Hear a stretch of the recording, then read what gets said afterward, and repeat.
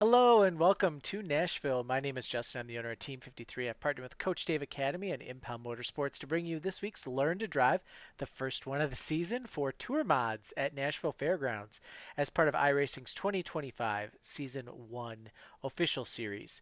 If you guys can, make sure you hit like, make sure you hit subscribe. It does a ton to help grow our channel, help support me with everything that we're doing on this channel, with everything with my local racing.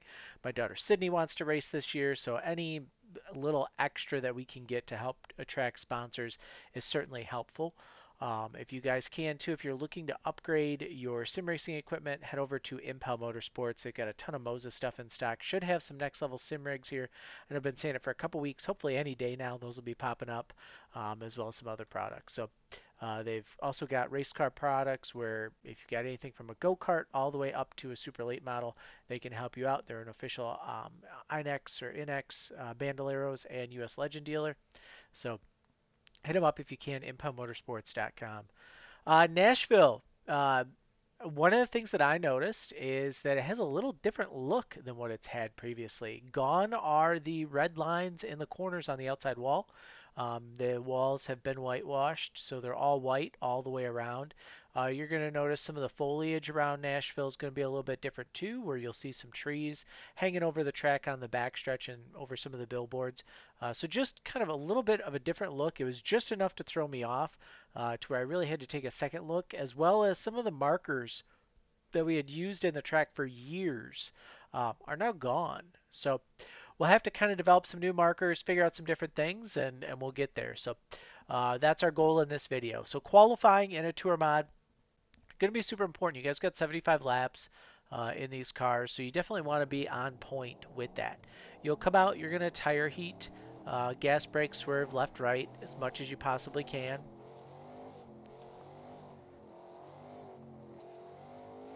We'll come up on track here.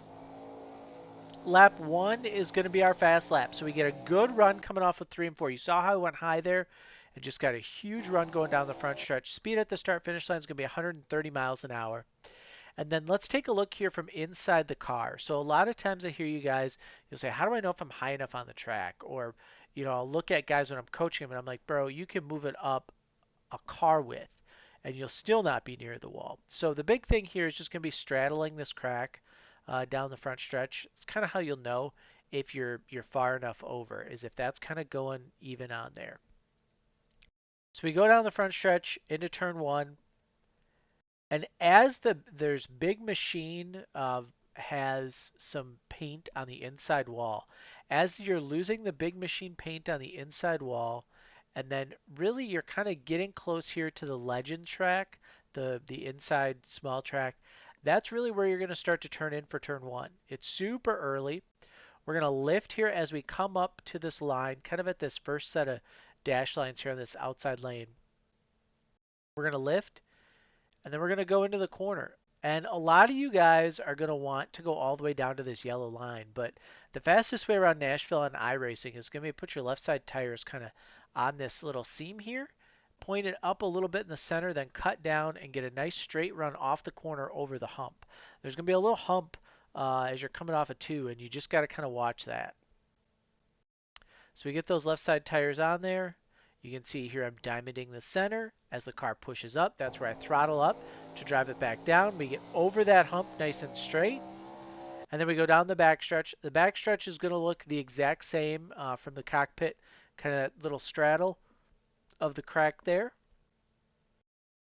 And then we'll go back to far chase to set you up for the corner. So batter's box is where I'm going to turn in a little bit. Yeah, the War Shocks is probably a little bit better to turn in at. And then just like 1 and 2, now we get to here, we're already on brakes. We're going to bring this car into the corner and we're going to kind of float it in between the two, in between the yellow line and in between this white line. So right over that seam. Let's look in the cockpit. That's what it looks like there. We just kind of straddle that with our left side tires. And then we're going to cut down off and get a nice solid drive off. Get you a 17054. So let's have you guys watch that from inside the car, and yeah, we'll give you that full lap. Remember too, I have triple monitors. My left monitor is set, so my window net is where it would be in my real car. So just keep that in mind here. Enjoy.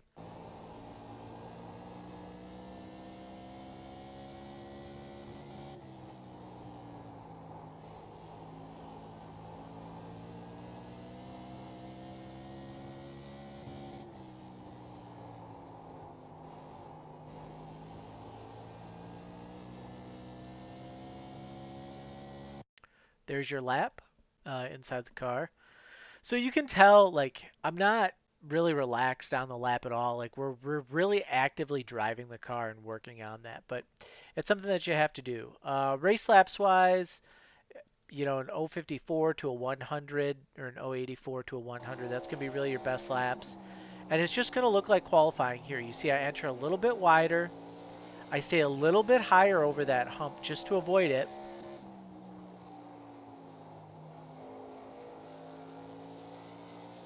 We bring it around. 084 over that hump. And so you can see the big difference here, right, between these laps. So this race setup should be faster overall. I mean, once you get some heat in the tires, once you have all that kind of stuff, this race set will be faster than the qual set. Now the difference that we have is that with our qual set, we've got a lot less fuel and we tire heat. And that's really what gets us to fire off a little bit quicker than what the race set does. I think with a little bit of practice, we're definitely looking at 16.9s for qual, even at 100 and something plus track temp that we're at in this one. But you can see there, I tried to go bottom, and it just didn't quite have the grip that you would want.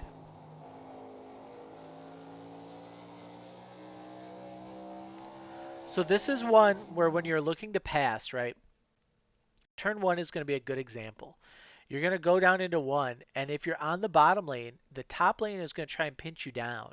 So your job on the bottom is going to be to kind of drive them up and really take that dominant lane there on the bottom of the track, that first seam, and bring them up here into this second lane.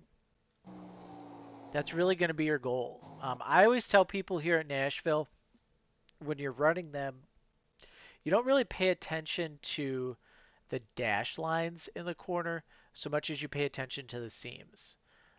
So, it's really difficult. But whenever you have tracks like this, New Smyrna, Nashville, where you're running up a lane, you really got to be aware and you really got to be paying attention, right? If you're on top of somebody and they're running down here low, take advantage of that and bring yourself down and really keep them pinched. But when you do that, you've got to be careful so that if that bottom lane starts to wash up the track, that when they get into you, you don't just wreck. So that's really where it's important for you guys when you're in race trim to know and to understand, like, it's lap 5 of the race. I don't need to pinch somebody so hard, especially in a tour mod race. If it's lap 74 and we're coming to checkered, then you have to make that conscious decision of, do I want to pinch them and run the risk of wrecking, or do I want to finish second? Do I want to finish 5th, 10th, whatever it might be? Is the alternative of wrecking out better than where I'm at now? And that's really where you guys have to start paying attention and start thinking about, is where do you want to finish it? These tour mods, these races get super aggressive with the cautions, with an extra set of tires. There's a lot of strategy that plays into that on whether to get tires, whether not to get tires. Do I just take track position? And that's really what makes it fun from the tour mod perspective. My best advice to you is, if you get a race that's a ton of green flag laps for the first, let's say half of it. This is a 75 lap race. So if you get to halfway and you guys have been green the whole time, consider pitting. But if you can, just take right side tires. Don't worry about left side tires.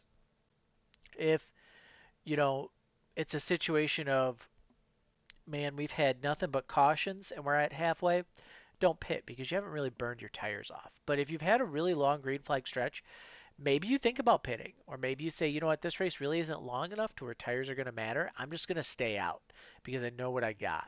And you'll kind of learn as you run these cars what works for you. Whether your pace in the first half is just going to be to sit around and ride and then pounce in the second half, or if you're going to pounce the first half, pit, and then really have to work aggressively for the second half of the race. And unfortunately, that's not really something that I can tell you.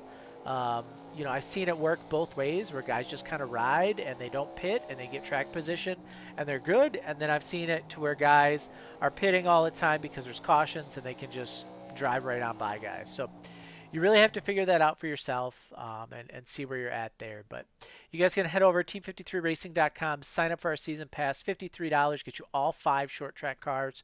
Facebook, give us a like, and then feel free to join our Discord. We always love having new people in there as well. So best of luck this week, and hopefully you have a great opening week. Let us know how you did, and we'll see you guys in the next one.